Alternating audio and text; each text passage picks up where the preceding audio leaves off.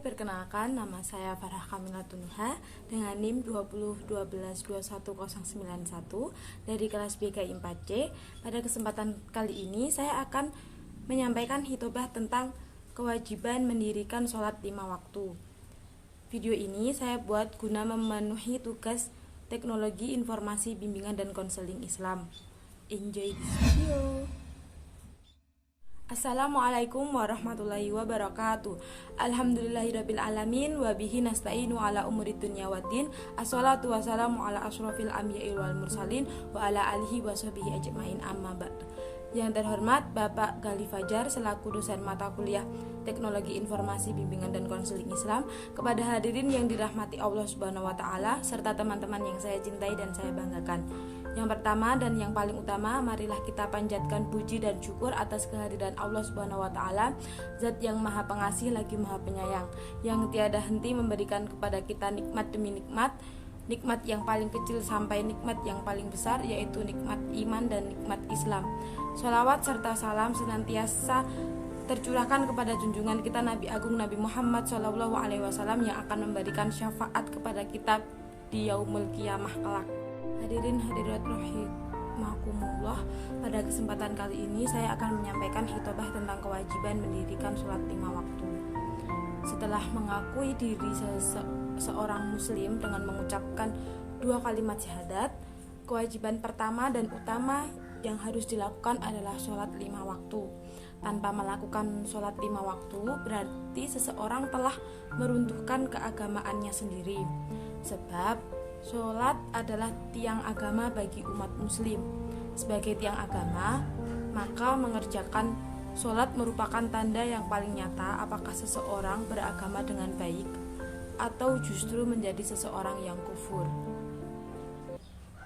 Mendirikan sholat 5 waktu itu sendiri terdapat pada Quran Surat Al-Isra ayat 78. A'udzubillahi minasyaitonirrajim. Bismillahirrahmanirrahim.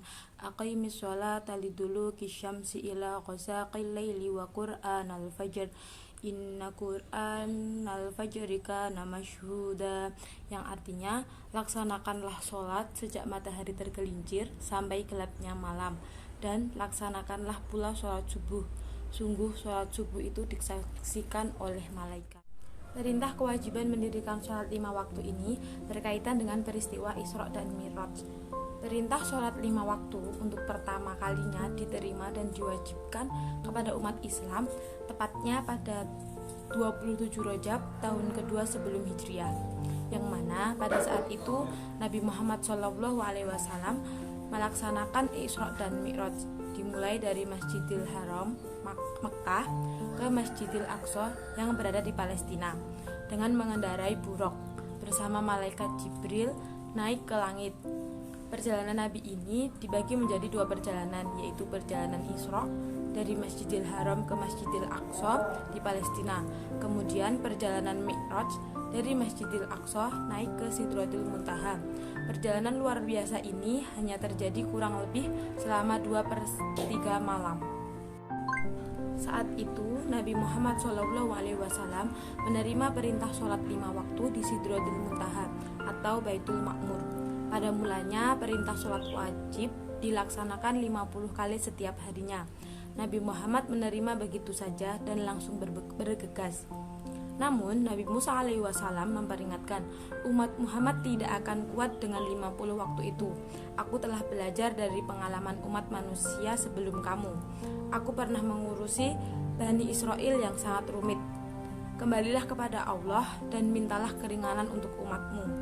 Nabi Muhammad kembali menghadap Allah Subhanahu wa taala meminta keringanan, dan ternyata dikabulkan. Tidak lagi 50 waktu, tapi 10 waktu saja. Nabi Muhammad pun bergegas. Namun Nabi Musa tetap tidak yakin umat Muhammad mampu melaksanakan 10 waktu itu. Mintalah lagi keringanan.